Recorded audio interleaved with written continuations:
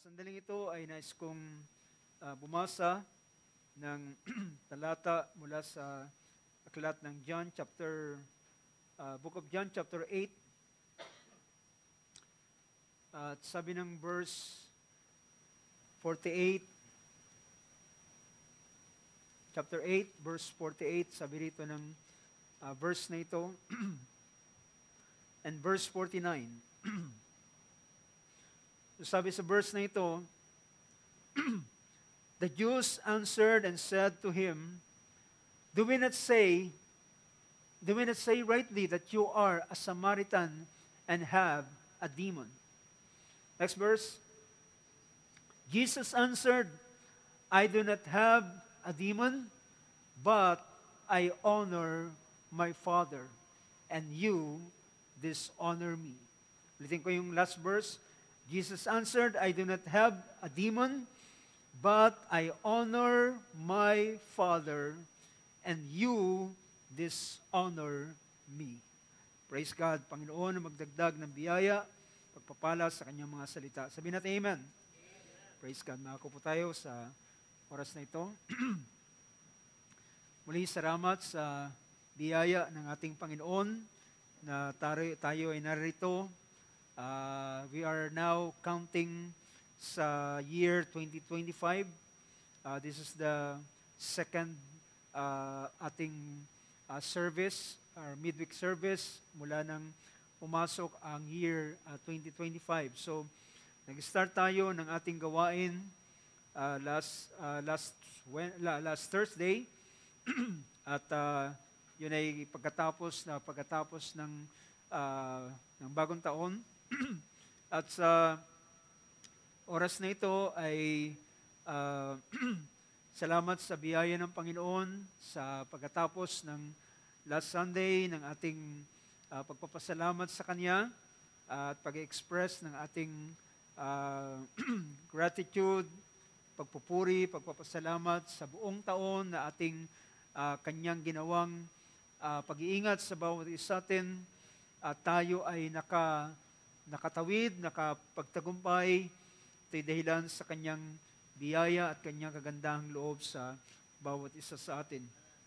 Now, sa sandaling ito, as I have mentioned, mula pa nung last Wednesday, ay pinag-usapan natin about honor the Lord, and it becomes our theme sa ating Thanksgiving. And be prepared, and sama natin sa prayer na gagawin natin itong series sa loob ng buwang ito, kung loloobin ng Panginoon, kung loobin ng Diyos na sa buong buwang ito ay talakayan natin ang paksang ito, the honor the Lord sa iba't ibang aspeto na hango sa banal na kasulatan, from the Old Testament down to the New Testament, ay makikita natin gaano kahalaga ang ganitong bagay. At I hope, maasa ko na ang mga salita ng Diyos sa taong ito ay magtuturo sa atin. At kung tayo turuan ng salita ng Diyos, handa ba tayong magpaturo, mga kapatid? At kung tayo tuturuan ng Kanyang mga salita, let's be prepared, our heart, just be prepared na tanggapin natin ang Kanyang pagtuturo. Dahilan ang banal na kasulatan ay nagsasabi sa Ephesians chapter 5, ang salita ng Diyos ay kagaya ng tubig. Ang salita ng Diyos ay naghuhugas sa atin kagaya ng tubig at nililinis tayo at pinapalitan ng ating mga dating mindset. At yan po ang gawain ng salita ng Diyos. Well, kung ang bawat isa sa atin ay paririto lamang sa gawain ng Panginoon at gusto lamang nating dumalo ng gawain at gusto rin nating mamuhay ng buhay na gusto natin, well, nagkamali po tayo ng ating pinuntahan. Dahilan ang layunin ng Panginoon ay hugasan ang bawat isa sa atin. At baguhin ang ating mga mindset. Baguhin ang ating mga mga default na ating mga kaisipan, kundi ito ay iayon sa kanyang kaisipan. In fact, ang may mga verse na bababasa na tayo sa banal na kasulatan na nagsasabi sa Romans chapter 12, verse 2, "Be not conformed to this world, but be transformed." Huwag kayong umayon sa takbo ng sanlibutan ito, kundi kayo ay magbago sa pamamagitan ng pagbabago ng inyong mga pag-iisip. Tama po ba, mga kapatid? Na ito ay gawain ng Panginoon, gawain ng salita ng Diyos, gawain niya. At ang Philippians chapter 2 verse 5 ay sinabi ni Apostol Pablo, sabi niya, "Let this mind be in you." So there's a changing of the mind. So kung walang pagbabago ng pag-iisip, walang pagbabago ng buhay. Diba? Kung walang pagbabago ng pag-iisip, walang pagbabago ng buhay. So kung ang dahilan kung bakit ang ating Panginoon ay ginawa ang lahat ng mga bagay, ibinigay niya ang kanyang mga salita sa atin, at ang aklat na ito na ating binabasa ay sabihin natin ang nilalaman nito, bagamat maaring ang ating Biblia ay bagong bili, kamakailan lamang, pero ang nilalaman niyan ay napakaluma. Tinawag ito ng isang awit na the ancient word. Ang lumang salita o ang salitang ito ay nagmula pa sa kanununuan. Bumalik sa pinakaunang henerasyon ng paglalang ng Diyos. At ang layunin ng mga salita, bakit ito sinulat, ay para sa ating kapakinabangan. Diba? Ang mga salita ng Diyos, kaya ito ay sinulat, ay hindi ito para maging kwento na ating babasahin at siyang magiging aliwan natin. Ang mga kwentong yan ay, alam nyo, minsan po ay may mga kwento, may mga istorya na sinasabi nila na ito ay nagbibigay ng moral lesson. But I believe, mga kapatid, ang Biblia is more than moral lesson. Ang kanyang higit dinadala nito sa mga anak ng Diyos. Can you say amen to that? It is more than moral lesson. Dahilan ito ay hindi lamang moral lesson, kundi ito ay bumabago ng buhay ng isang tao. Ito ay nagre-renew ng kanyang buhay. Kaya nga sabi ni Apostol Pablo sa kanyang pangusap, sabi niya, hindi kung ang tao ay nananatili sa kanyang kalalagayan ng kanyang kaisipan, sabi ni Pablo, hindi tayo natuto ng ganyan kay Kristo. Hindi tayo natuto ng ganyan kay Kristo. So, makita natin ang purpose ng salita ng Diyos ay gawin ang isang tao. So, binigay ang salita ng Diyos, ibinigay ang kanyang, binigay ang Espiritu ng Diyos upang sa pamamagitan nito ay ito ang maggiya sa atin papunta sa layunin ng Diyos para sa bawat isa sa atin, nang sa gayon ay matiyak ang layunin ng Diyos ay mangyari sa bawat isa sa atin. So makikita natin na alam nyo, napakainam ng mga salita ng Diyos. Kanina ay na-encounter ko ang isang salita at gusto kong i-share ito bago tayo pumunta sa ating paksang pag-usapan. Isang verse na sinabi sa last two chapter ng book of John.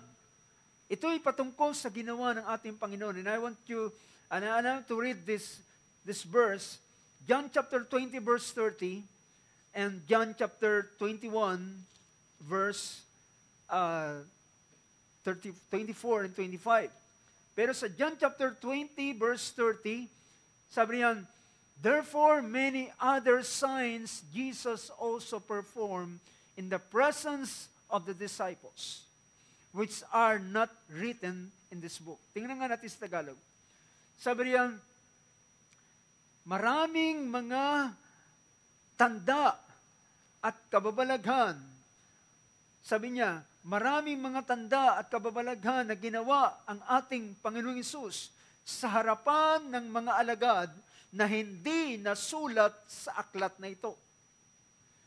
Sabi niya, at ito'y nasulat upang tayo ay sumampalataya. Sabi niya, gumawa rin nga si Jesus ng iba't ibang maraming tanda sa harap ng kanyang mga alagad na hindi nangasulat sa aklat na ito. Just mark this word, mga kapatid. Ang inyong mga nababasa that Jesus turned the water into wine, at He healed the sick, He opened the blind, He raised Lazarus, He raised yung kaisa-isang anak ng isang babaeng balo sa lugar ng Nain, binuhay niya ang dalagita, binuksan niya ang tenga ng isang bingi, hinipo niya ang dila ng isang pipi, at so on and so forth. Ang lahat ng yan ay ilan lamang sa ginawa ng ating Panginoong Hesus. Do you get my point? Ang lahat ng mga nabasa natin ay mga ilan lamang. At sabi rito, maraming mga bagay na kanyang na mga ginawa ng Panginoon. Sabi niya, maraming tanda sa harap ng kanyang mga alagad. Tandaan ninyo, hindi sa lahat ng mga tao, kundi sa harapan ng mga alagad. Sa mga tao, there are mga signs na sabihin natin na perform ng ating Panginoon sa harapan, in public, pero mas marami ang nasaksihan ng mga alagad, ng mga apostol. Because, why? Sila ay tinawag na maging saksi. Can you imagine, mga kapatid, napakaraming mga tanda na ginawa ng ating Panginoon na hindi nasulat sa aklat na ito. Ginawa niya sa harapan ng mga alagad na hindi nasulat sa aklat na ito. At sabi nito, pagdating ng chapter 21 ng Book of John, this is verse 24, verse 25. And there are also many other things which Jesus did. Sige, tingnan natin sa Tagalog. At meron pa, sabi riyan, at mayroon ding iba't ibang mga bagay na ginawa si Jesus, na kung susulating isa-isa, ay inaakala ko na kahit sa sanlibutan, ay hindi magkakasya ang mga aklat na susulatin. Can you imagine that, mga kapatid? Na ang lahat, ang mga nabasa natin is just ilan lamang sa ginawa ng Panginoon.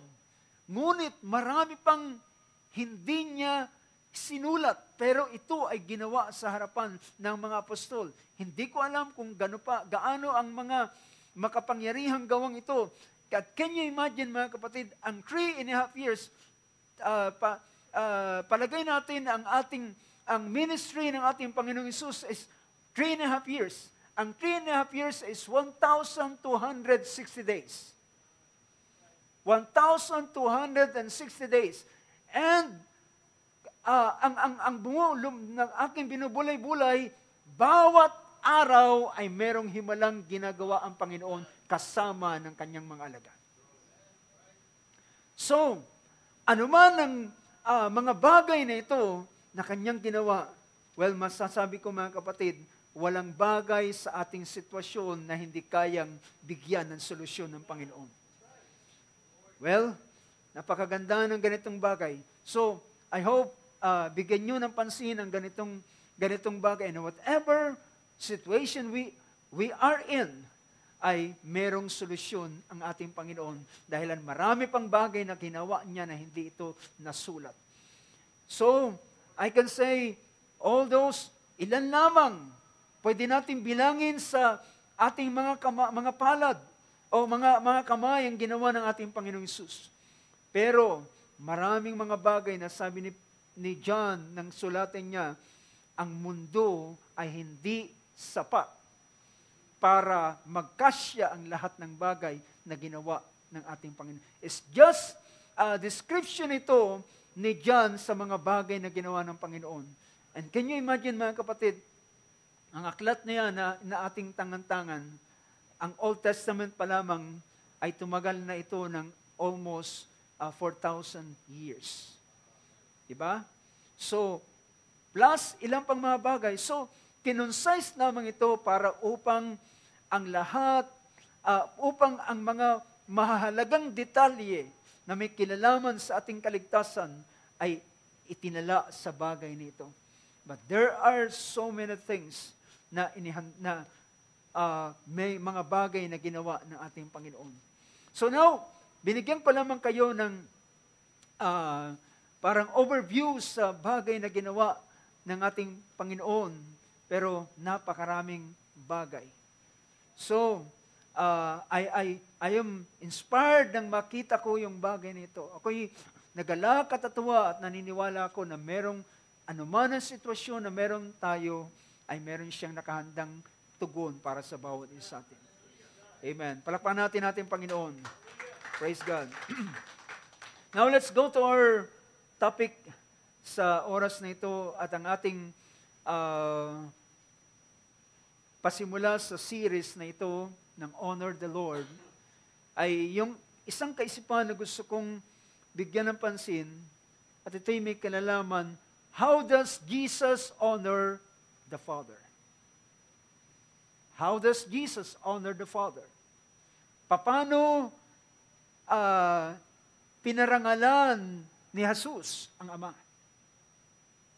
Dahil ang sabi ron sa verse nating binasa kanina, ay pinakita ron, siya ay ina-accuse ng mga Jews, ng mga Hudyo, well, particularly ang mga Pharisees, but the Jews answered and said to him, do we not say rightly? Sabi niya, tama ang aming pagkakasabi na ikaw ay isang Samaritano. Alam niyo ba ang isang Samaritano? Ang isang Samaritano ay pinapakita rito na hindi pure Jews. Hindi siya purong Hudyo, or rather, hindi siya purong anak ni Abraham. Dahilan, way back ang Northern Kingdom ay ma-occupy ng Assyria, ay sila ay nalahian, particularly ang lugar ng Samaria, ay nalahian sila ng mga Assyrian. So, pinalagay nila ng mga Samaritan ay hindi na sila pure na mga anak ni Abraham. At sabi niya, tama ang aming pagkasabi, ikaw ay isang Samaritano. Naalala niyo ang talinghaga ng ating Panginoon? Merong isang lalaking nagtatanong, sino ang aking kapwa? Sino? Who is my neighbor? At ang ating Panginoon ay nagbigay ng isang parable tungkol sa isang Hudyo na naglakad sa lugar ng Jericho at siya'y tinambangan, siya'y hinold up, at siya ay kinuhang kanyang mahalagang gamit at siya'y iniwanan na halos agaw buhay. Ano yung may mga dumaan? Dumaan ng pari, dumaan ng Levita. Dumaan sila, pero nang makita niya ang lalaking ito, ay siya ay lumihis ng lakad at nagpatuloy. Dumaan ang Levita. Ang mga Levita at ang pari ay pinapakilala na sila ay mga puro na mga Hudyo. Mga purong Hudyo sila. At sila ang nag-iingat ng kautusan na sinasabi, sabi niya, yung isang pinapahayag na ibigin mo ang iyong kapwa na kagaya ng iyong sarili. Yun ang kabuuan ng kautusan. Pero merong isang Samaritano na dumaan. At ang Samaritanong ito, nang makita niya yung kalalagayan ng lalaking agaw buhay, ang Samaritanong ito ang siyang tumulong sa kanya, nagbayad ng kanyang pagkaka-ospital sa kanya, at nag-iwan ng halaga at sabi niya, kung ano pa man ang kukulangin, babalik ako, ay babayaran ko ang lahat ng magiging gastusin niya sa kanyang pangailangan. Ang tanong ng Panginoon ngayon, doon sa tatlong dumaan, sino ang tunay na kapwa?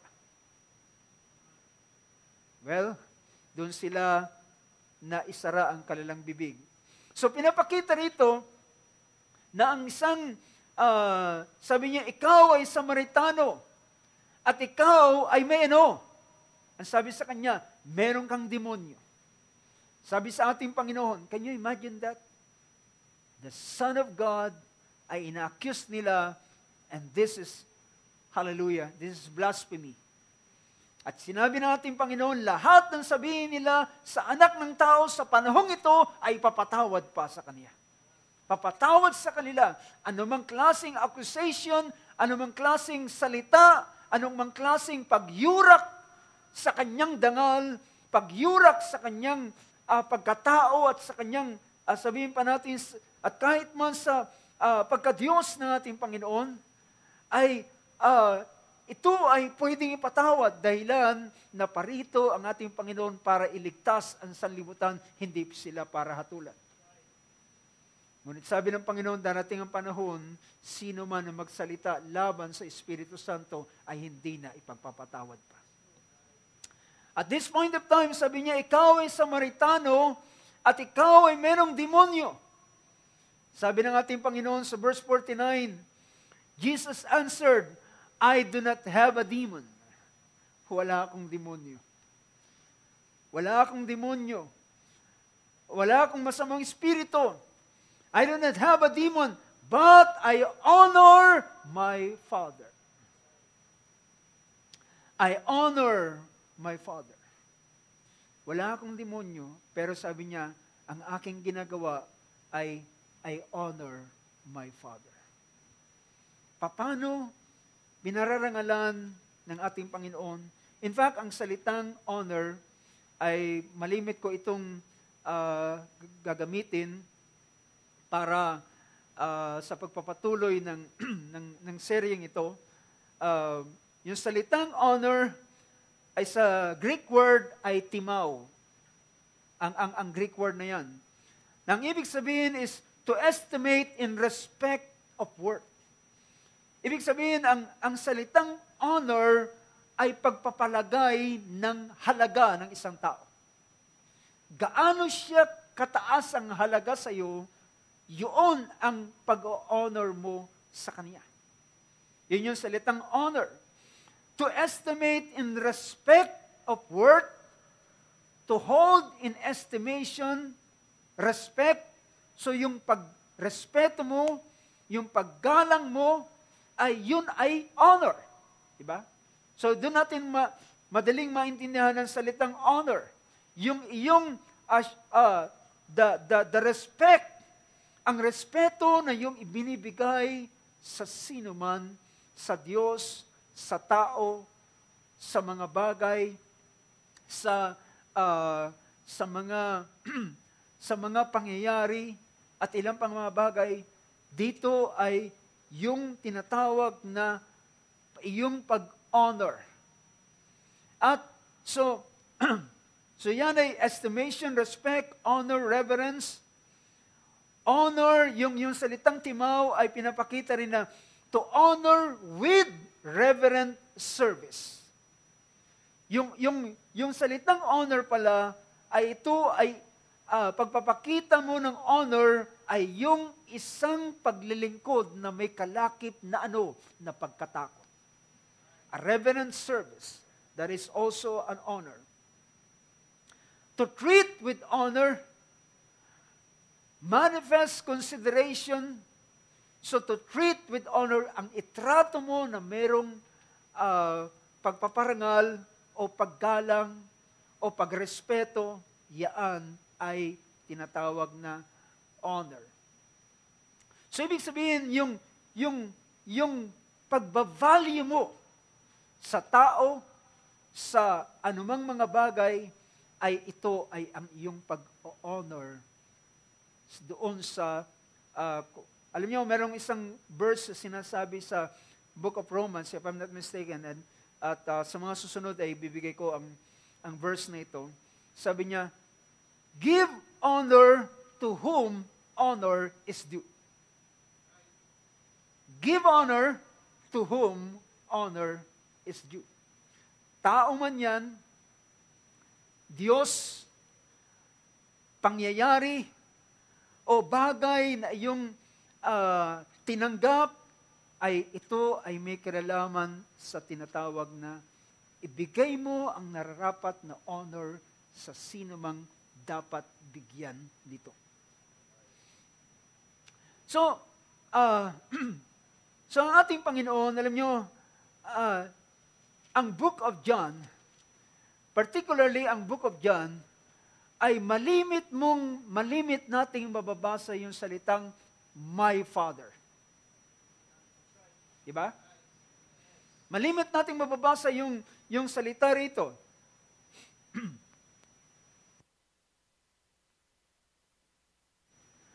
Yung salitang my Father. Kung hindi ko naitala kung gaano karaming ginamit ang ating Panginoon, hindi lamang yung salitang Father, kundi yung pag-address niya sa Diyos bilang kanyang Ama.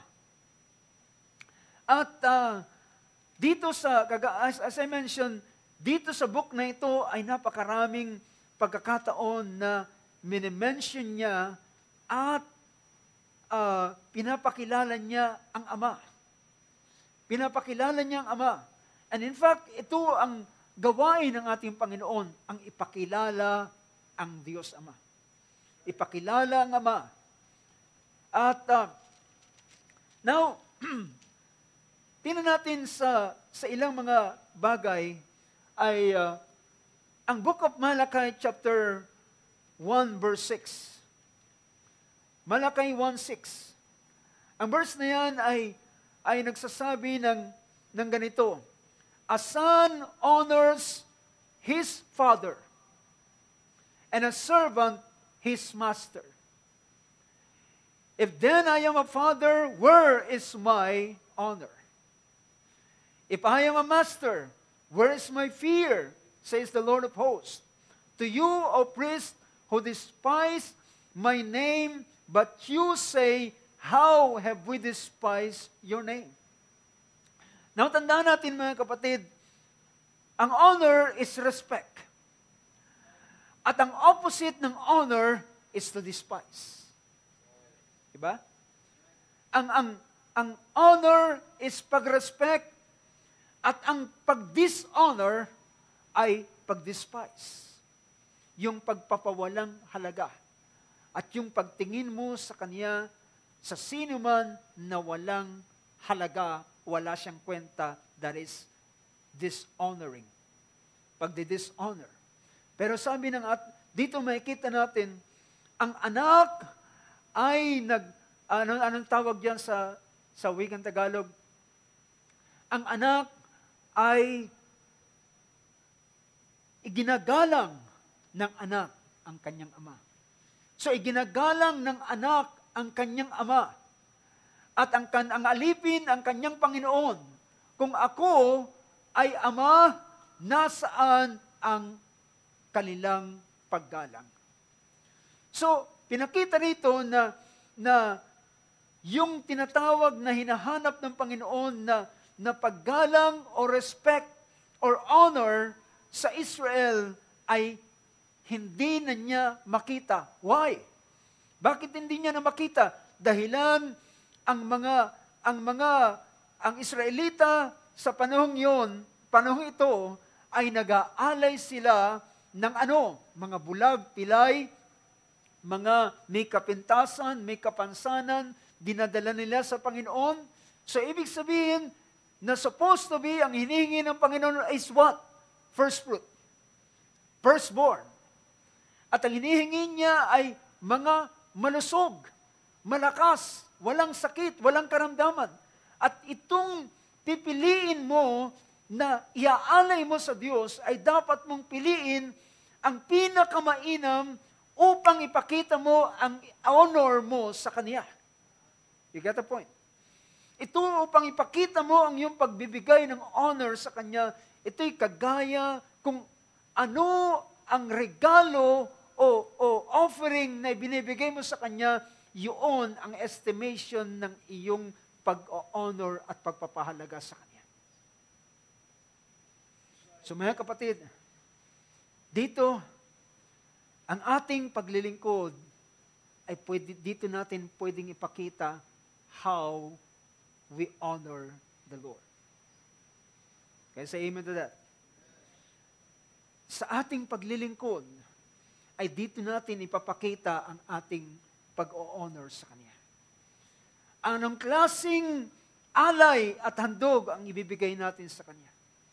Kung ang Israel ay nagbigay ng pilay, bulag, may kapintasan, lulugo-lugo, matamlay, sabi niya, total, yung mataba ay mabibenta ko na mas maganda. Ito na lang iaalay ko sa Panginoon. Diba? So sa ganitong bagay ay kanilang dinidespise or dinidishonor ang Panginoon sa ganitong bagay. So ibig sabihin mga kapatid, kahit pala sa ating paraan ng paglilingkod, ay pwede nating ipakita how we honor the Lord. Tama ba mga kapatid? At pwede rin nating ipakita na walang kwenta o hindi natin in-honor ang Panginoon sa paraan ng ating paglilingkod sa Kanya. So hindi ako magbibigay ng bahaging ito dahilan madadaanan natin yan sa mga susunod na mga pagpapatuloy ng seryeng ito.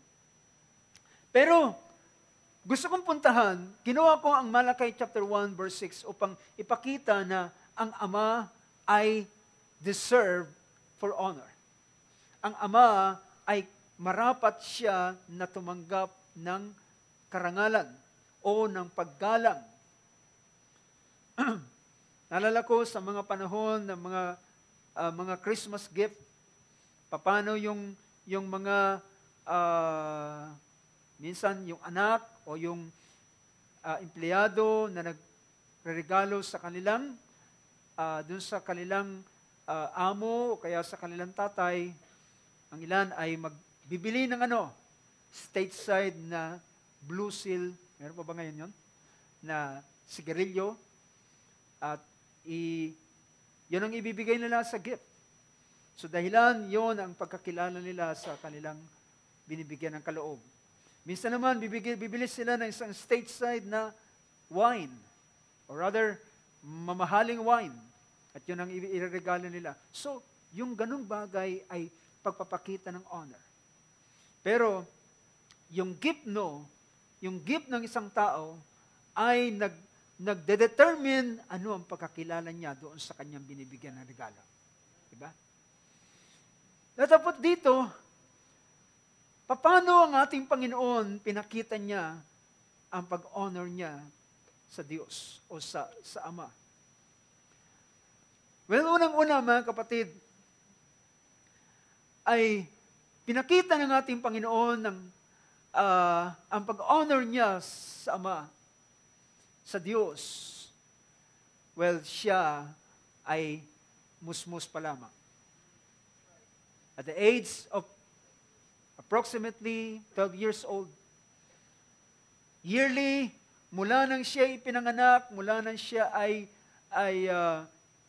pinanganak, ay yearly ay pumupunta si Mary and Joseph sa Jerusalem from Nazareth. Sila ay pumupunta sa Jerusalem year after year, at hanggang sa lumaki na ang ating Panginoon na buhay siya sa ganitong uri ng kaugalian na ginagawa ng kanyang mga magulang.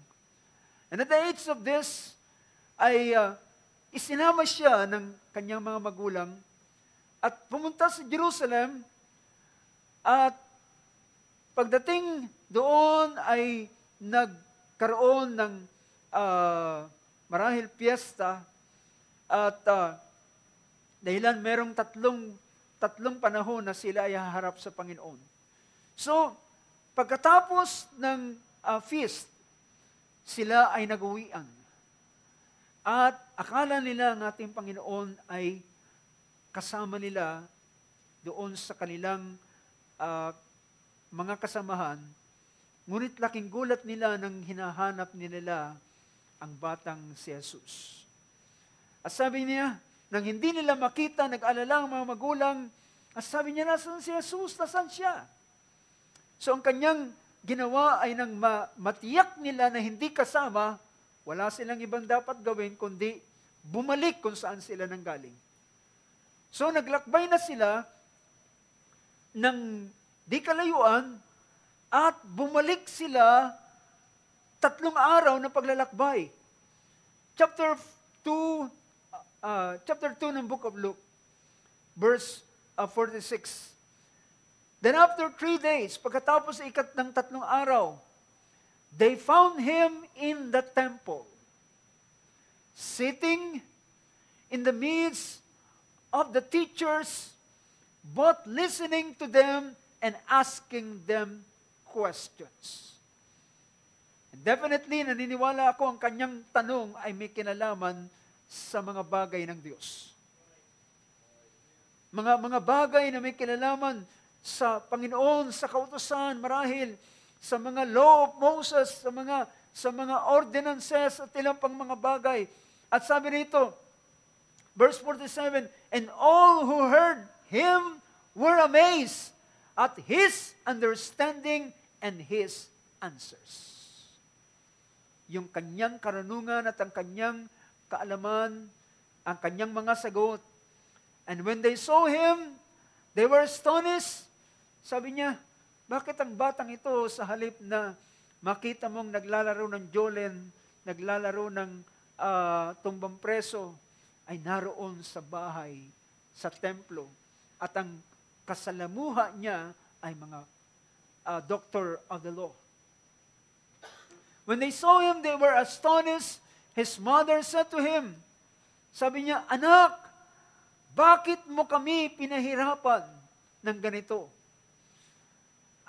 Narito ang iyong ama at ako ay alalang-alala sa paghahanap sa iyo. At sumagot ang ating Panginoon ng verse 49, sabi roon, at sinabi niya sa kanila, bakit ninyo ko hinahanap? Di baga talastas ninyo na dapat akong maglumagak sa bahay ng aking ama? At the age of 12 years old, he started to honor the Lord. Bakit niyo ko hinahanap? At, maring ang kaisipang ito ay dinedirect si Mary sa prophecy ni Simeon nang siya ay ihandog. At sinabi niya, ang batang ito ay magiging daan ng pagbangon at pagkatisod ng marami sa Israel. At sa pamamagitan ng batang ito ay malalaman ang puso ng tao. At ito'y kagaya ng tabak na palaso na lalagpas sa iyong puso. May mga bagay siyang maranasan na magiging sakit sa kanya bilang ina. Pero, paano in-honor ng ating Panginoon ang Ama ay nais niyang mamalagi doon sa kanyang bahay. Naalala ko ang isang lalaking si David. Alam niyo, sabi niya sa pangungusap 122 ng Book of Psalms, I was glad when they say to me, come, let us go to the house of the Lord. I was glad when they said to me, ako'y nagagalak na kapag aking narinig na inaanyayahan ako sa bahay ng Panginoon. At si David ay isang lalaking meron siyang desire at naiinggit siya sa mga Levites, sa mga priest na merong pagkakataon na lumapit sa tabernakulo. Dahilan bilang isang Levites or isang priest ay sila ay merong karapatan na lumapit sa presensya ng Panginoon at masdan ang kaluwalhatian ng Diyos. At yun ang nilalong ni David. So, makita mo kung paano rin si David ay nag-honor sa Panginoon. I was glad when they said to me, "Come, let us go to the house of the Lord." Let us go to the house of the Lord. Well, nagagalak ba tayo kapag sinasabing, tayo na, punta tayo sa gawain? Amen. Praise God. So, sino ang merong kagalakan, ay ito ay isang paraan ng pag-honor sa Panginoon. Huwag nawang mangyari na sabihin ng isang tao, linggo na naman. Tara naman sa simbahan. At mga kapatid, ang mga nasasabik sa presensya ng Panginoon, sa mga salita ng Diyos, ay matutuwa at magagalak sila kapag dumarating ang ganitong panahon. Hallelujah. So, si Jesus at his young age ay nagpasimulang magbigay ng honor sa Diyos Ama. Sa pagpapakita na handa siyang magpaiwan. Diba? Usually, yung mga pagbata pa ay gustong laging kasama ng nanay. At kung sakali man lumaki, minsan ay nag-iiba na ng mga gusto. Nag-iiba na ng gustong puntahan. Hindi man sila sumasama sa kanilang magulang, pumupunta naman sa kung saan. Ang ating Panginoon ay pumunta man siya, tiniwanan niya ang kanyang mga magulang, pero kanyang pinuntahan at nagpaiwan siya doon sa bahay ng Panginoon.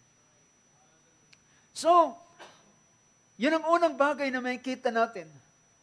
So, paano ang ating Panginoon ay sinabi niya, I had to be on my Father's house. Nais ko na maparoon, manatili sa bahay ng aking Ama.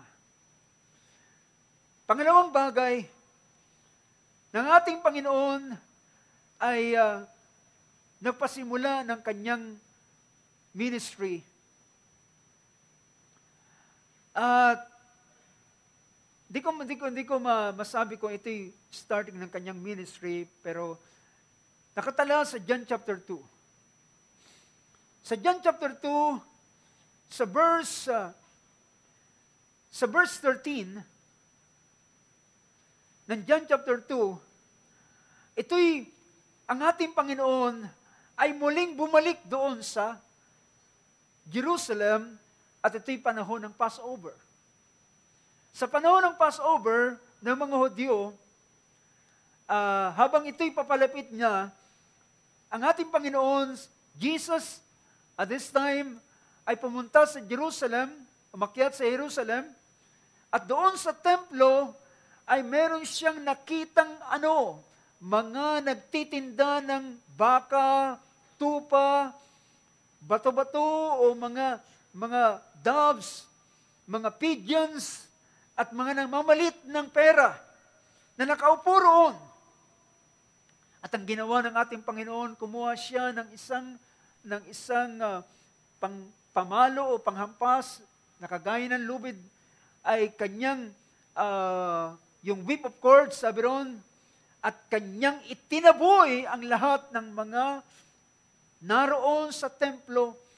He drove them all out of the temple. Itinaboy niya kasama ng mga tupa, mga baka, at itinaob niya yung mga lamesa ng mga money changer, at ginawa niyang ganitong bagay.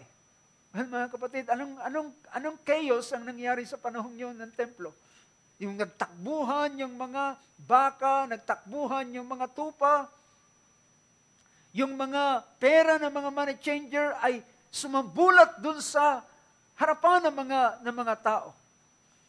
At ang ating Panginoon ay nagsabi ng ganito, and He told those who sold the pigeons, take these things away. Alisin niyo ang mga bagay nito. And do not make my Father's house a house of trade.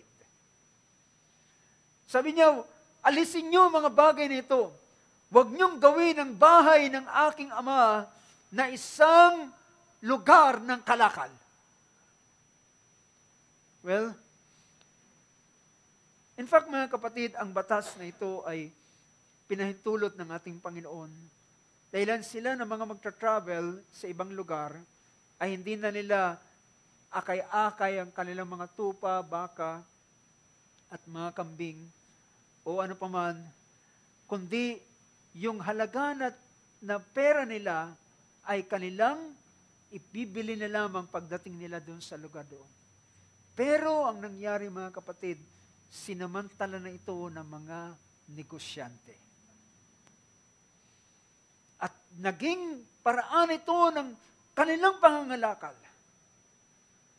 Well, mga kapatid, at sabi ng sumunod na verse, his disciples remembered that it was written, verse 17, the zeal of your house will consume me. Sabi niya, kakanin ako ng sikap sa iyong bahay. Yung sikap ay yung zeal. Yung pagmamalasakit. Yung kanyang pagmamalasakit sa bahay ng Panginoon. Na dapat merong isang verse sa ibang version ng gospel ay pinakita na sabi niya, dapat ang bahay ng aking ama ay dapat tawaging house of prayer.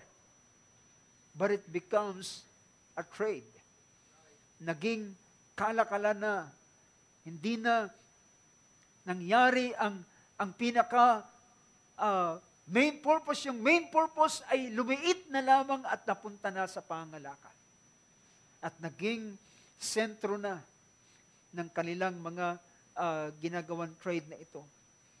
Tinaboy niya. Well, makikita natin yung kanyang pagmamalasakit sa bahay ng Diyos. Yung pagmamalasakit ng ating Panginoon sa kanyang bahay na dapat kung ano ang purpose, dapat yun ang mangyari. Dapat yun ang gawin. Kung ano yung purpose. So, ang kagaya ng bahay panambahan ay siyempre pa doon ang ginagawang pananalangin, doon ginagawa ang pakikinig ng kanyang mga salita. Sa panahong ito ay supposed to be panahon ng kanilang pagkilala at paggunita sa Panginoon sa kanyang lahat ng kabutihan. But it becomes what? A tradition. At naging pangkaraniwan na lamang na wala ng dating ito sa puso ng mga mananampalataya, ng mga Hudyo. The seal for the Father's house. Naalala ko mga kapatid, ang Israel ay humantong sa ganitong bagay na pinabayaan na nila ang bahay ng Panginoon at nag-focus sila sa kanilang mga bahay. Ito ay sa panahon ng Israel ay nakabalik after ng 70 years captivity. For how many years wala sila doon sa lupain nila, pero binalik sila ng Panginoon sa pamamagitan ng batas o declaration ni Cyrus, at sila ay nakabalik sa kanilang mga lupain. Pero nang sila ay makabalik sa lupain, ang templo ay pinasimulan, pero hindi tinapos. At dahilan sa merong mga pumipigil, ang mga Hudyo ay hindi na rin nagbigay ng pansin para pursigihin ang pagpapatuloy ng pagtatayo ng templo para sa Panginoon. At nahirati sila doon, nakapokus na sila doon sa kanilang mga bahay, at yung bahay nila ang kanilang pinaganda, nilagyan ng kesame, pinaayos ang lahat, samantalang ang bahay ng Panginoon ay nakatiwangwang, walang foundation lamang, hindi pa na itutuloy ang walls ay bagsak. At bumangon ng isang propeta na si Hagay at sinabi niya, kontento na ba kayo na kayo ay naroon sa inyong mga bahay na pinaganda ninyo, pininturahan, kinasamihan, samantalang ang bahay ng Panginoon ay wasak at sira. At this time ay hinahanap ng Diyos ang honor para sa Kanya. Hinahanap ng Diyos ang honor para sa Kanya. At ang mga tao, ang supposed to be ang mga anak ni Abraham na dapat nagmamalasakit dahilan ng sentro ng kanilang buhay ay ang temple. Ang sentro ng kanilang paglilingkod sa Diyos ay ang templo. Pero inuna nila. So makikita natin ang ating Panginoon, ganito niya, pinakita niya ang honor sa Diyos. At tayo mga kapatid, pwede rin nating ipakita ang pag-honor sa Diyos. Sa pamamagitan ng pagpapahalaga ng mga bagay na may kinalaman sa Kanya. Ang pagpapahalaga, ang pagbibigay ng halaga sa mga bagay na konektado sa Diyos. Ang bahay ng Panginoon, ang gawain ng Panginoon, ay ito'y may kinalaman sa ganitong paraan. Hallelujah. Well, bakit po ang Diyos ay pinayaman niya ang Israel nang sila'y umalis sa Egypt?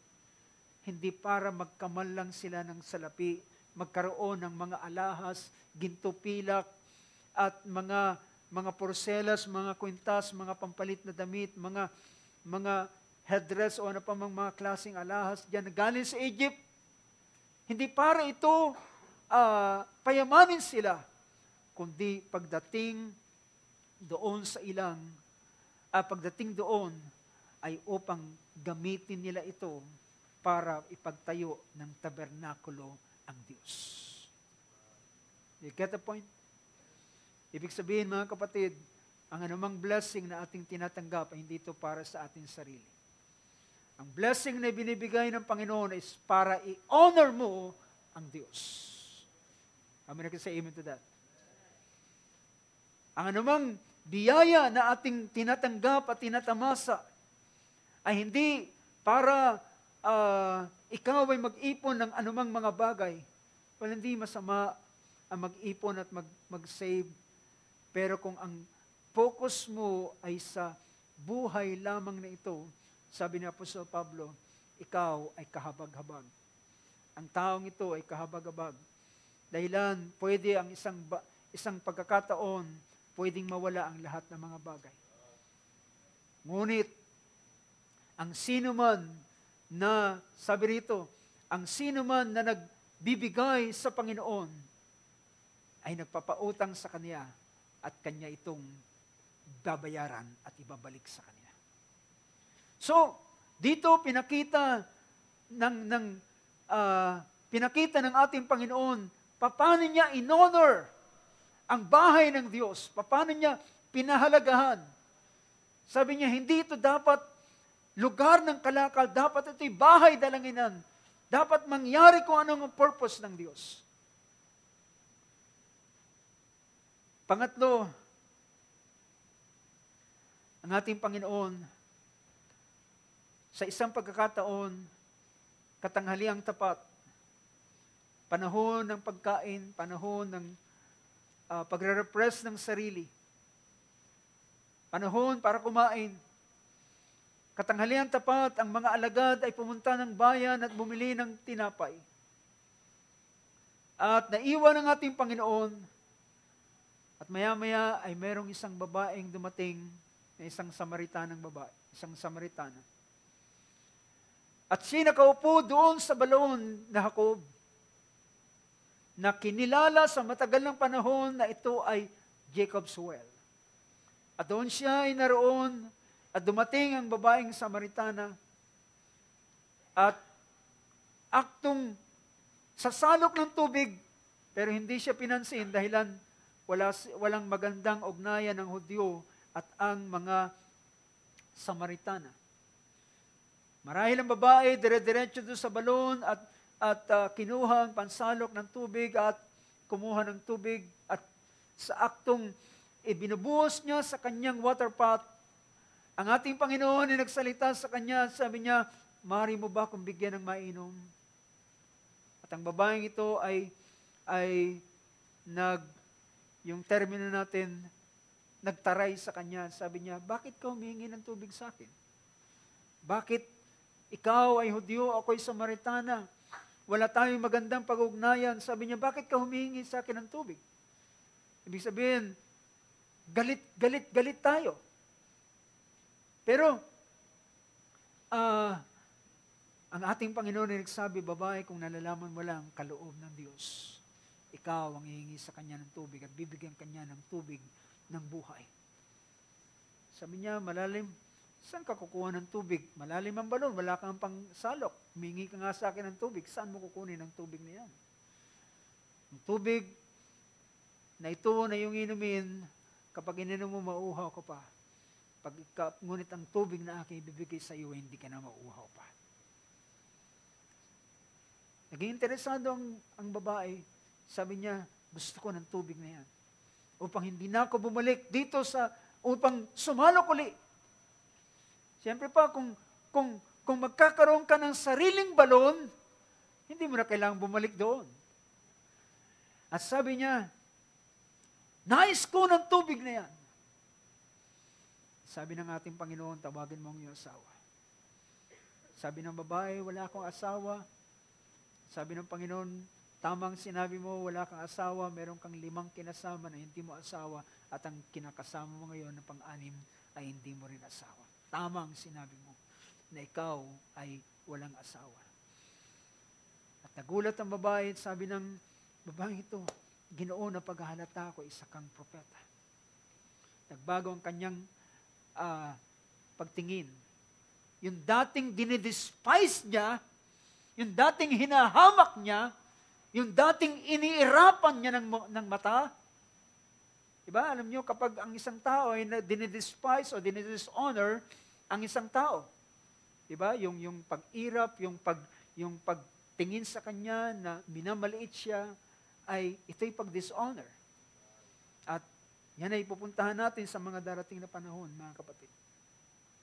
Ito'y pag-dishonor. Pero, nang ang ating Panginoon ay nagpakita ng kanyang ganitong kaloob na nag-operate sa kanya.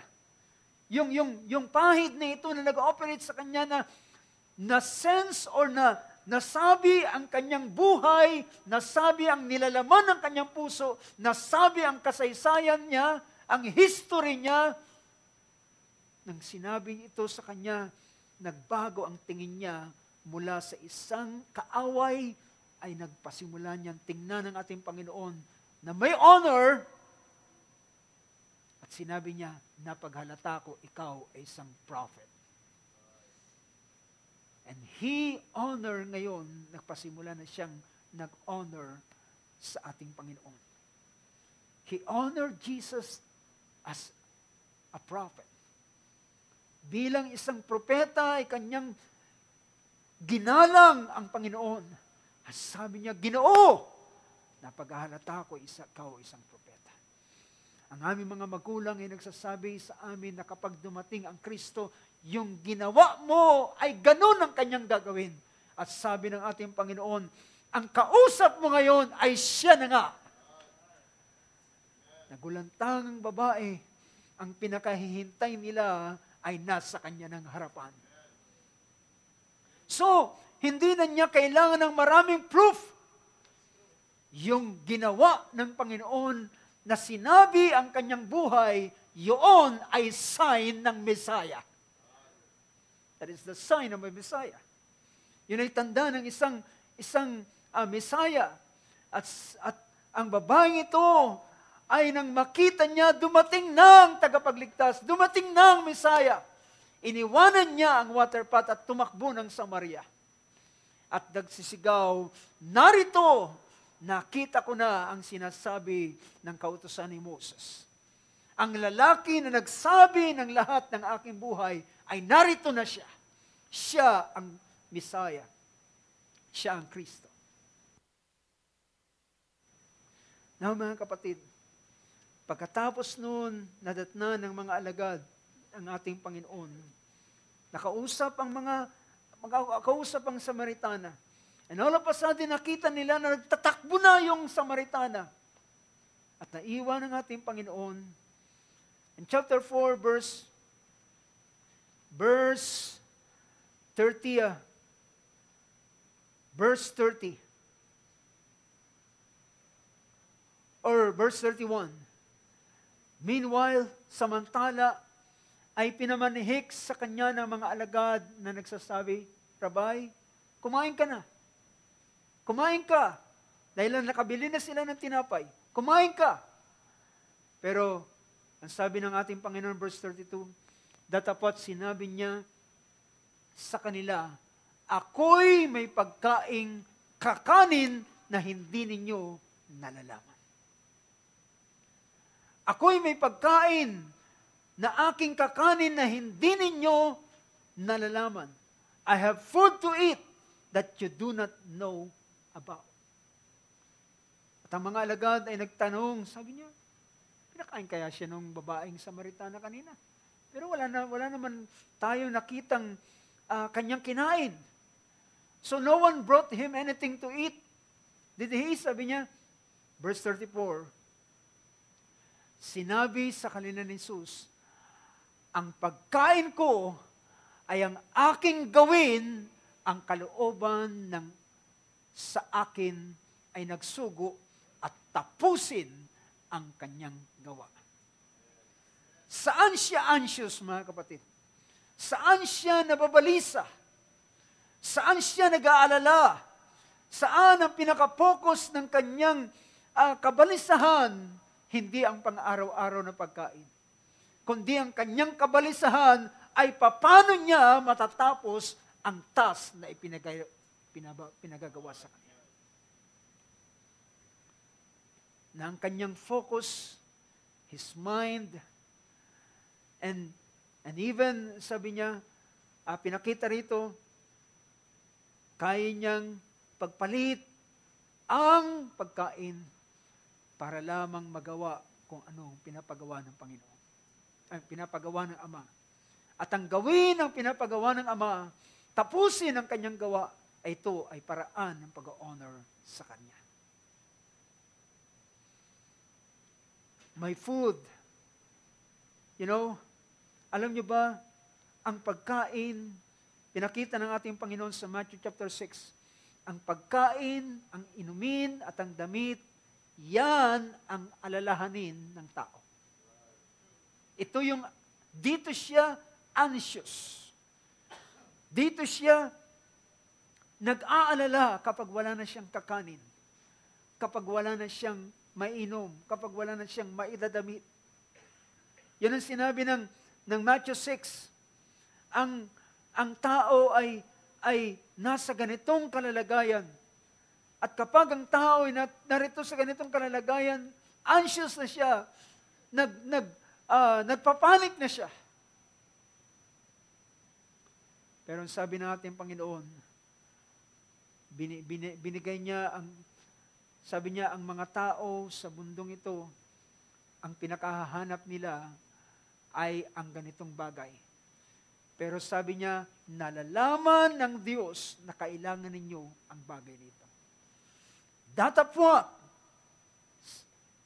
hanapin muna ninyo ang kaharian ng Diyos at ang kanyang katwiran at ang lahat ng mga bagay ay idaragdag niya sa inyo.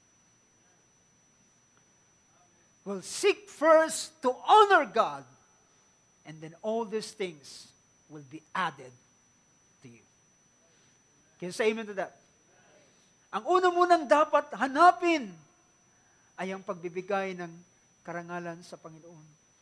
Hindi ibig sabihin, hindi ka na magtatrabaho, pero sa paraan ng iyong pagtatrabaho ay ikaw ay nagbibigay pa rin ng honor sa Diyos.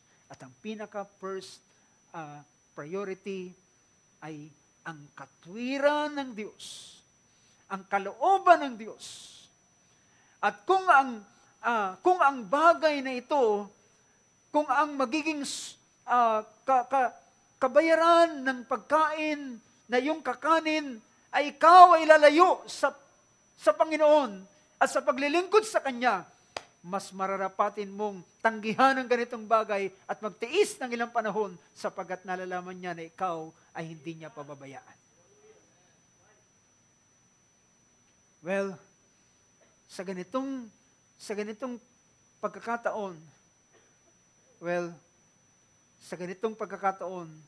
dito natin i-honor ang Diyos. Dito natin i-honor ang Panginoon. Ikaw ba'y kakapit sa patalim? Na kahit ikaw ay mag-compromise, masugatan, para lamang malamnan ang iyong sikmura. But, ito'y isang foolish decision. Ito ay isang kamangmangang pagpapasya. Pero ang ating Panginoon, kung saan siya anxious, nasaan ang kanyang anxiety, kung meron man siyang pinag-aalalahan, ay paano niya matatapos ang gawain na ipinagawa sa kanya. My food means the center ng siyang focus ng isang tao. My food is to do the will of Him who sent me and to accomplish His work. Sa ganitong paraan, mga kapatid, pinakita niya paano niya in-honor ang Diyos. Handa niyang tanggihan at tapusin muna, gawin kung anong kalooban. Pinapagawa sa Kanya. Dahilan, naniniwala ako, sabi nga kanina, in 3.5 years, so 1,260 days ng buhay ng ating Panginoon, every day ay meron siyang task. Do you believe that? Every day He has a task. Bawat araw ay meron siyang trabaho na dapat gawin.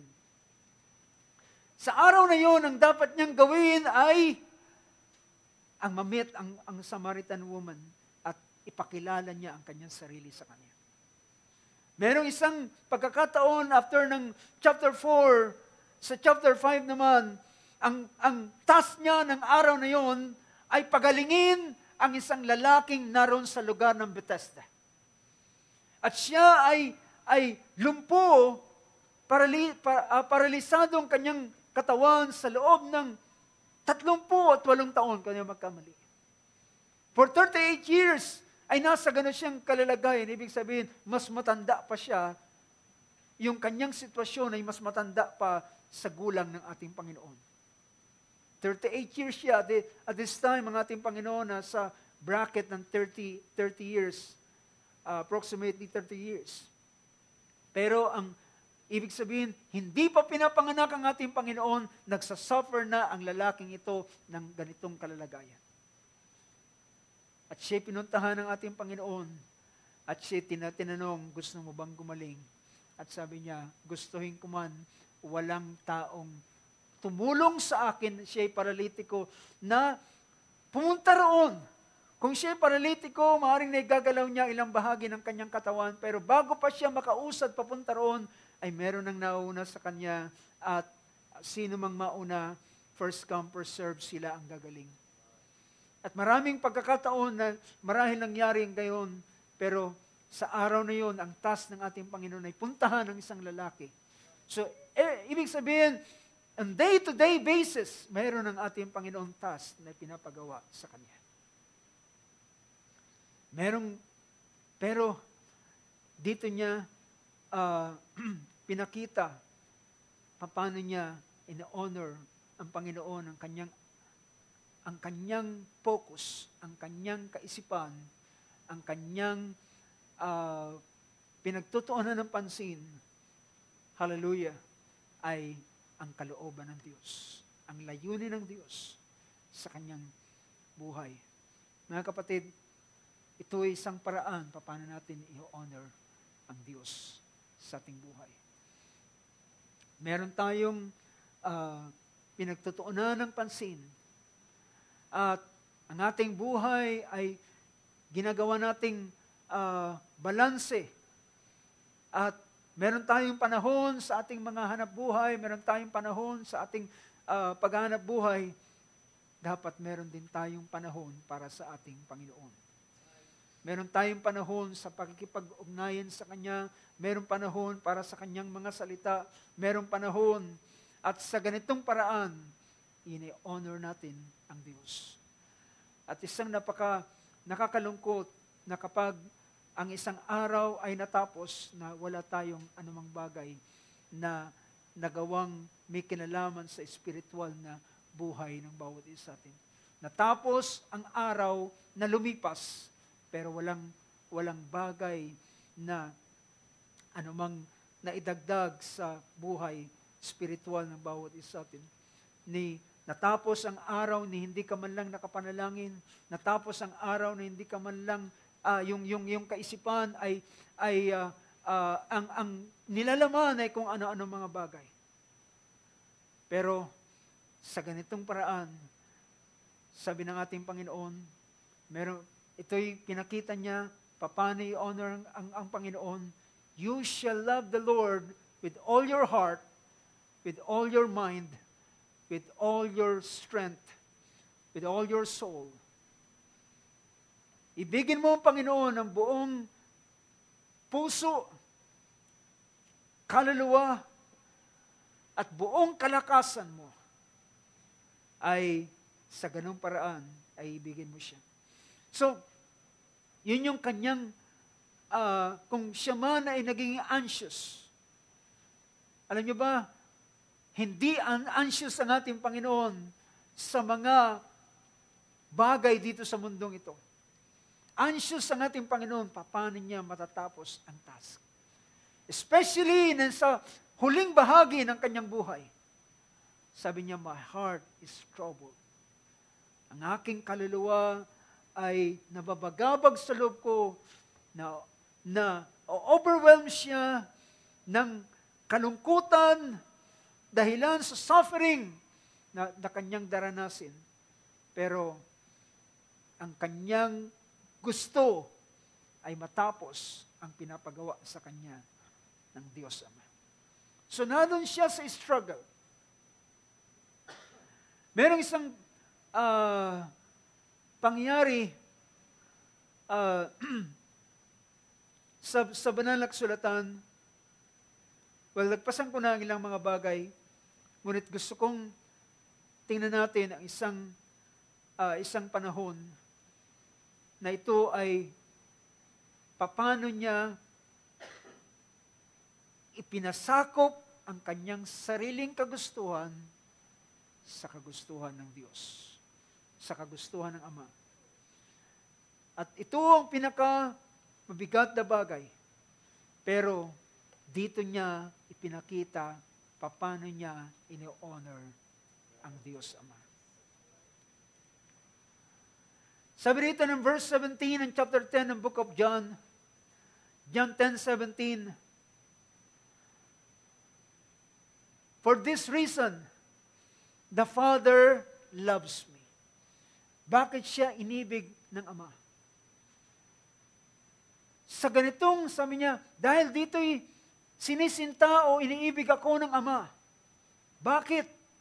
Sapagkat ibinigay ko ang aking buhay upang kunin kong muli. Next verse. Sabi niya, ano ba yan? Sino may hindi nag-alis sa akin? Ibig sabihin, walang kumuha sa akin ng puwersahan, kusa ko itong ibinigay. Hanyo, doon na honor, doon in-express sa Diyos ang honor kapag hindi ka pinipwersa. Kung ikaw ay nagkukusa na ibinibigay mo ang bagay para sa Kanya. For this reason the Father loves me because I lay down my life so that I may take it again. No one has taken it away from me, but I laid down on my own initiative. Walang sino may hindi nag-alis sa akin nito. Kusa akong ibinigay. May kapangyarihan akong magbigay nito. Dahilan naroon yung will ng isang tao. Yung will ng isang tao ay yun yung kanyang kapangyarihang magbigay at kapangyarihang tumanggi. At may kapangyarihan akong kumuhang muli. Tinanggap ko ang utos na ito sa aking Ama. So, alam niyo ba, ang isa sa pinakita ng Book of Hebrews, nang ang will ng ating Panginoon ay ipasakop niya sa will ng Diyos. Ang sabi ng banal na kasulatan, by that will, we are sanctified. By that will, yung kaloobang ito ng kapasyahan ng Panginoon ang siyang naging daan upang tayo ay mapaging banal o mapatawad at mapaging banal sa ating mga kasalanan. By that will, yung will na yon ang naging mahalagang factor bakit ang ating Panginoon ay naging karapat-dapat. Mostly, ang mga offerings sa Old Testament ay tinatawag itong free will offering.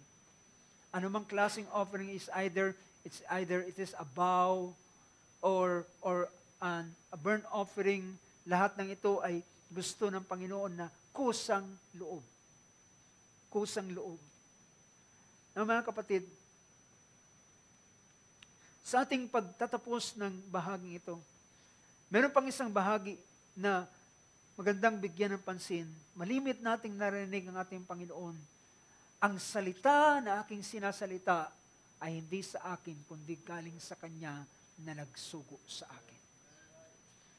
Ibig sabihin, kapag ang isang anak ay ina-honor ang kanyang ama, ang kanyang bukang bibig ay ang sinabi ng kanyang ama. Yung mga batang nagkukwentuhan, sabi ng tatay ko, paano niya binibida yung kanyang tatay sa kanyang kalaro.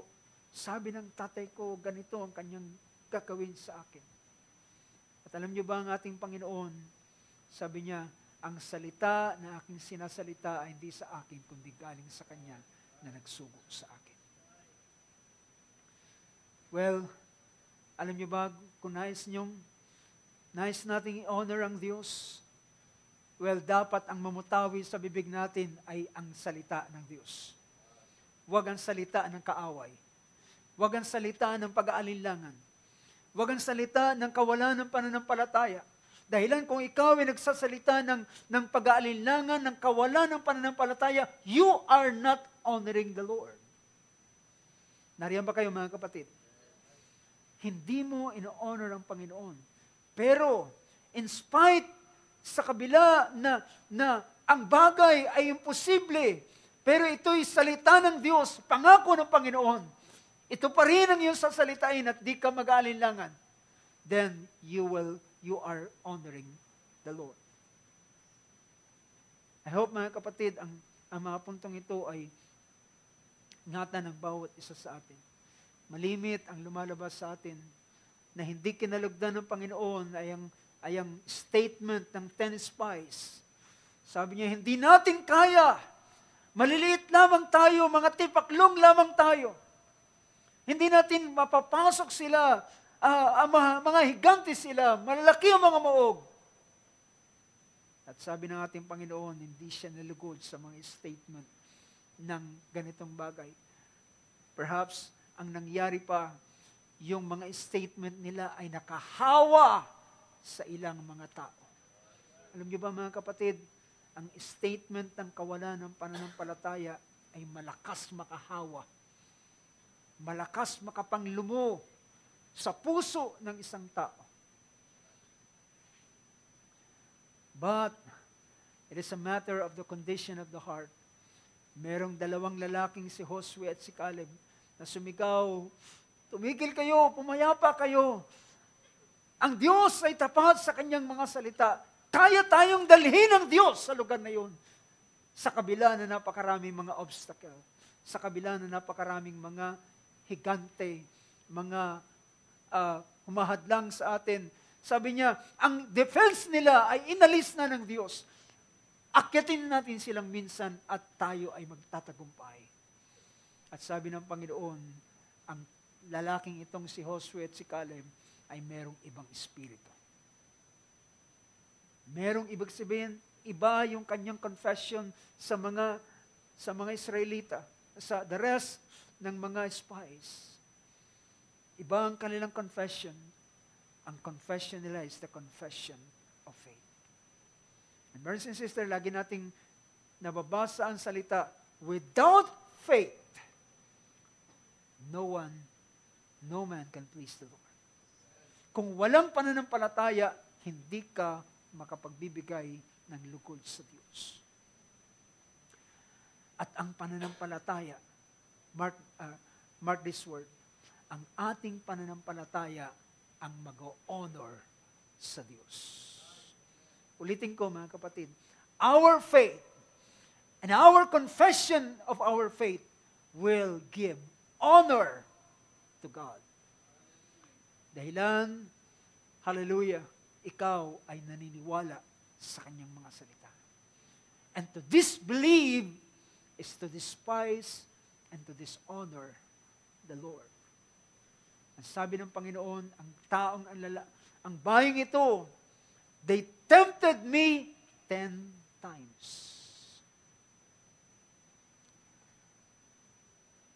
Ngunit mga kapatid, nakita natin, I hope ang mga this year, 2025, ang lalabas sa ating mga bibig ay mga salita ng Diyos. Hindi ang pag-aalinlangan, hindi ang pagkatakot, hindi ang mga pangamba, kundi ang mga pangako ng Diyos sapagkat gusto mong i-honor ang Diyos. At sino man na mag-honor sa Diyos ay i-honor namin din niya. At kanyang papahalagahan at kanyang itataas at ilalagay. Well, tinapos ng ating Panginoon ng pagbibigay ng honor sa Ama sa pinakahuling sandali ng kanyang buhay. Sabi niya, Father, not my will, but your will be done. Luke 22. Luke 22 verse 42.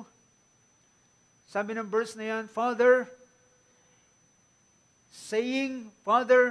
if you are willing, remove this cup from me, yet not my will, but yours be done.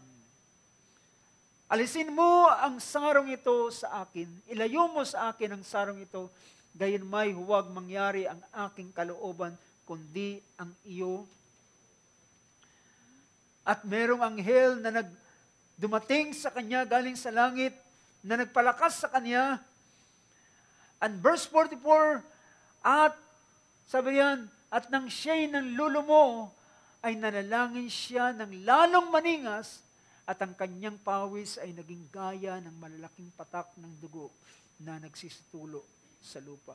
Look at this struggle para gawin ang kalooban at para i-honor ang Diyos. At kanyang ginawa ang ganitong bagay. Dinala niya ang kanyang sarili.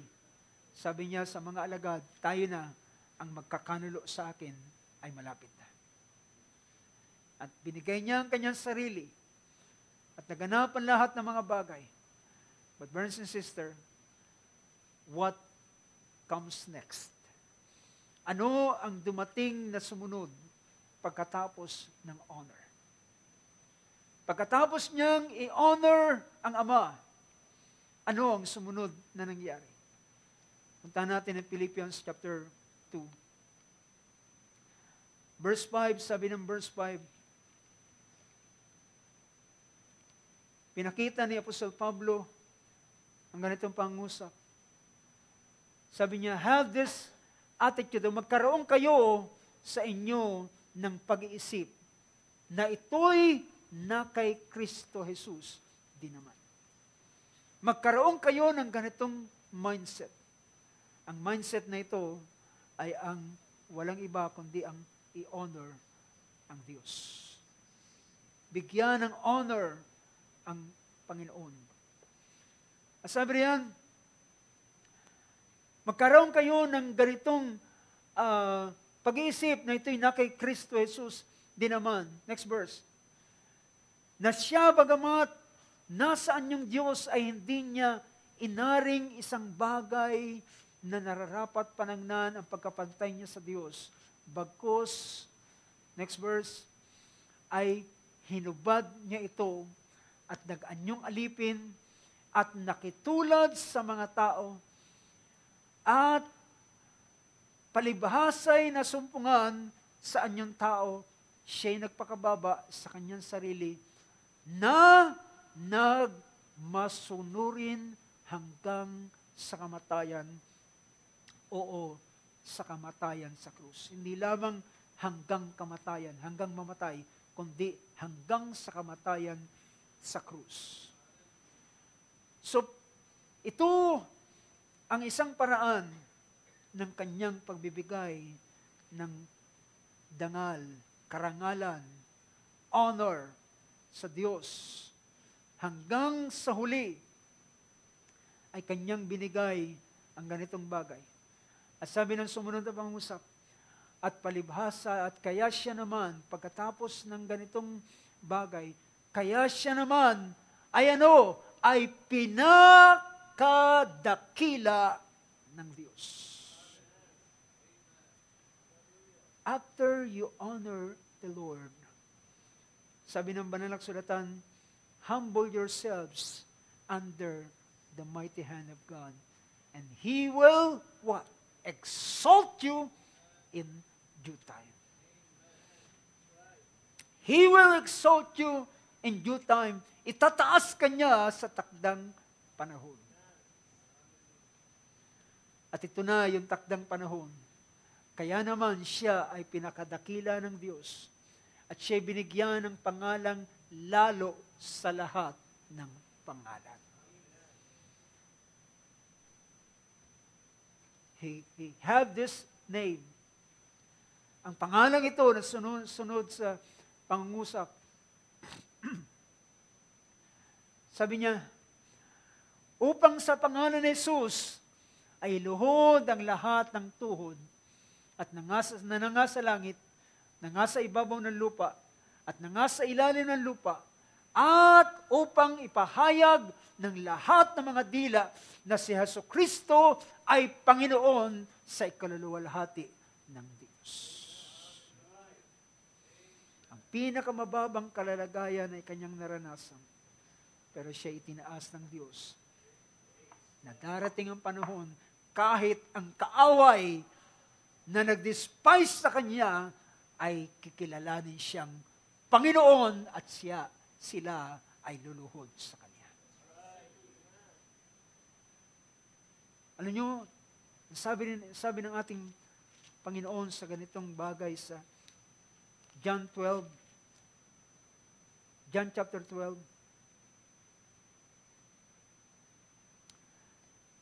habang dinidescribe ng ating Panginoon, paano niya luluwalhatiin ang Ama. Pinakita niya sa verse 24 kung paano ang trigo, ang butil ng trigo ay dapat mahulog sa lupa at mamatay. Kung hindi magkakagayon, siya'y mananatili nag-iisa. Ngunit kung siya'y mamatay, ay magbubunga siya ng marami. Verse 25. Ang umiibig sa kanyang sarili, buhay, ang umiibig sa kanyang buhay, ay mawawalan nito. The more ng isang tao ang ino-honor niya ang kanyang sarili, lalong mawawalan siya nito. Kung ang kanyang pinararangalan, ang kanyang pinagtutuunan ng pansin ang kanyang sarili, siya'y mawawalan nito. Siya na umiibig ng kanyang sarili, ng kanyang buhay, ay mawawalan nito. Ang napupuot sa kanyang buhay, sa sanlibutan ito, ay maiingatan niyoon sa buhay na walang hanggan. Next verse. Kung ang sino mang tao'y maglingkod sa akin, ang pag-honor ay paglilingkod. Di ba nakita niya natin kanina? It is a reverent service. Ang paglilingkod ay isang paraan ng pag-honor. Kung ang sino man ay maglilingkod sa akin, ay sumunod sa akin, at kung saan ako naroon, ay duroon naman ang lingkod ko. Praise God. Can you say amen to that?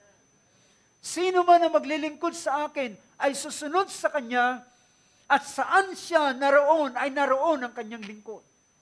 Well, ito yung sinabi ng ating Panginoon, ang Ama na nagsugo sa akin ay hindi niya ako iniiwan. Dahil ginagawa ko ang bagay na nakalulugod sa Kanya. If you will honor the Lord, praise God, sasamahan Kanya sa lahat ng panahon. Amen. Makakasama mo siya. Well, maaring may mga panahon na pakiramdam mo, nag-iisa ka, pakiramdam mo lang yan. But the truth of the matter is, He is with you. Kasama mo siya. Hallelujah. Ikaw, ang nakikita mong bakas ay hindi na sa iyo, kundi sa Kanya na ikaw ay Kanyang kinakarga na. Kung sino man ang maglilingkod sa akin, ay susunod sa Kanya. At saan siya naroon ay duroon ang Kanyang lingkod. At kung sino mang tao ay maglingkod sa akin, ay siya'y pararangalan ng Ama. This is a principle, brothers and sisters. This is a principle. Ito'y kagaya ng principle na hindi mo pwedeng dayain.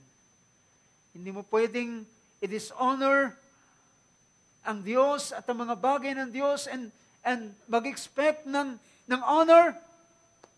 No, brothers and sisters. Para yung gravity, hindi mo yan pwedeng i-despise, hindi mo pwedeng sabihin, hindi ako naniniwala sa iyo, gravity, hindi ka totoo, wala kang kapangyarihan sa akin, tatalong ka sa building. Well, gagawin ng gravity ang kanyang trabaho, ikaw ay mamamatay. Hindi mo pwedeng turuan ng principle. And honor is also a principle. It is also a law. It is a law. The law of honor. And if you will apply this law of honor, God will honor you as well. So pinakita ng ating Panginoon, if anyone serve me, he must follow me, and where I am, there my servant will be also. If anyone serves me, the Father will honor him. The Father will honor him. Praise God. Bakit ang ating Panginoon ay niliwalhati? Dahilan, natutunan niyang i-honor ang Diyos Ama. Sa lahat ng aspeto at anggulo ng kanyang buhay ay kanyang pinarangalan at kanyang kinilala ang Diyos. Na siyang pinakapangunahin sa lahat ng bagay. At sa ganitong paraan, mga kapatid, siya rin naman ay in-honor. Siya naman ay nilagay sa pinakamataas na honor. Alam niyo, mga kapatid, ang ating Panginoon, hindi ito, ang ganitong law ay naroon pa sa Old Testament. Ang sabi ng Panginoon, kung susundin ninyo ang aking utos, gagawin ninyo ang aking palatuntunan. Sabi niya, kayo ay magiging ulo at hindi kayo magiging buntot. That is honor. Well, brothers and sisters, that's what I told you. Ang honor ay nasa buong Biblia. Mula sa Old Testament hanggang sa New Testament, ang law of honor ay makikita natin. At kung ating i-apply ang ganitong bagay, praise God, mapalad ka kapatid kung i-apply mo ang bagay nito. At kung ang tao naman ay dishonor ang Diyos, siya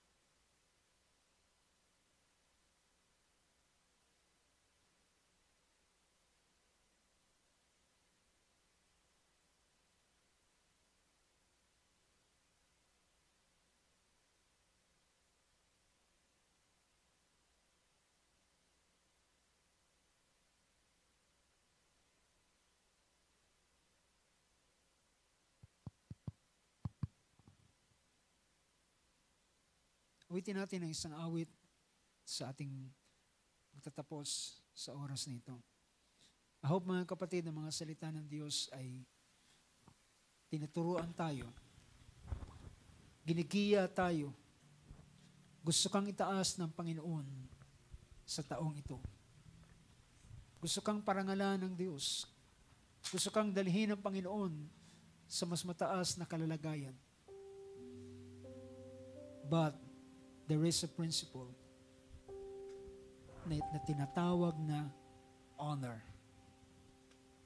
At sa pamamagitan ng pagpaparangal sa Diyos, sa mga bagay ng Diyos, lahat ng bagay na konektado sa Kanya, ay yung parangalan, at ang parangal na ito ay babalik, papupunta sa ating Panginoon. Hallelujah. And we sing the song over and over. Ang awit na yan na nagsasabing tayo ay vessel of honor. A vessel of honor. Ang mula yan sa putik na walang saysay, walang kwenta, pangit, marumi, ngunit gagawin niyang vessel of honor.